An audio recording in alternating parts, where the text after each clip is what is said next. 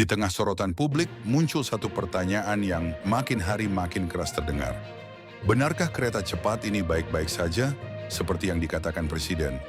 Sebab di lapangan, data dan fakta justru menunjukkan sebaliknya. Ada masalah biaya, ada masalah kontrak, ada masalah utang, bahkan ada dugaan markup yang belum pernah benar-benar dijelaskan secara terbuka ke publik. Mari kita lihat lebih jernih. Proyek kereta cepat Jakarta-Bandung awalnya digembar-gemborkan sebagai simbol kemajuan. Proyek modern yang katanya tanpa membebani APBN, didanai secara B2B, murni bisnis ke bisnis. Tapi itu hanya narasi awal, sebab perjalanan waktu memperlihatkan cerita yang sangat berbeda. Biaya proyek yang sebelumnya dihitung sekitar 80 triliun, tiba-tiba membengkak hingga lebih dari 100 triliun rupiah. Dan tidak ada penjelasan rinci ke publik tentang kenapa bisa melonjak sedrastis itu. Dugaan markup, spekulasi korupsi, salah hitung, atau ada sesuatu dalam kontrak yang sengaja tidak dibuka? Kita tidak tahu, karena kontrak kerja sama proyek ini bersifat tertutup. Publik tidak pernah diberikan akses untuk membaca klausul pembiayaannya. Kita hanya mendengar satu kalimat yang terus diulang. Ini proyek strategis, semuanya baik-baik saja. Tapi benarkah, ketika biaya membengkak, negara akhirnya harus turun tangan?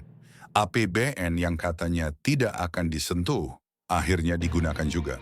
Artinya uang rakyat ikut dipakai. Dan kalau cicilan utangnya berjalan panjang, kita bicara beban selama puluhan tahun ke depan. Bahkan ada ekonom yang memperkirakan utang ini bisa menempel hingga lebih dari 60 tahun kalau tidak dikelola hati-hati. Disinilah muncul istilah jebakan utang.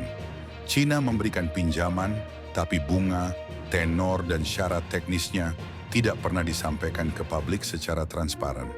Dan ketika kontrak tidak terbuka, tidak ada kontrol sosial.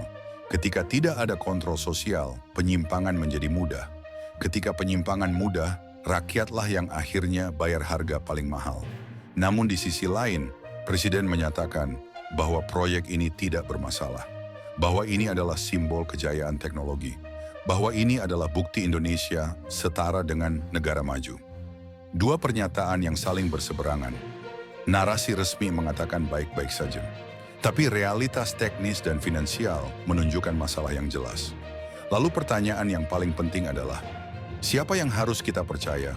Narasi atau data? Infrastruktur seharusnya menjadi solusi jangka panjang, bukan warisan beban hutang. Dan pembangunan seharusnya dilakukan dengan keterbukaan, bukan kerahasiaan kontrak. Sebab uang yang dipakai akhirnya adalah uang rakyat. Dan yang merasakan akibatnya juga rakyat. Maka, tugas kita bukan sekadar melihat proyek ini sebagai kereta yang melaju cepat, tapi melihat apa yang terselip di rel-rel yang dibangun. Siapa yang diuntungkan, siapa yang dirugikan, dan kenapa suara publik seperti sengaja diredam. Silakan tulis pendapat kalian di kolom komentar. Jangan lupa like, share, dan subscribe untuk memperluas jangkauan pembahasan ini. Karena kebenaran hanya akan hidup ketika ada yang berani membicarakannya.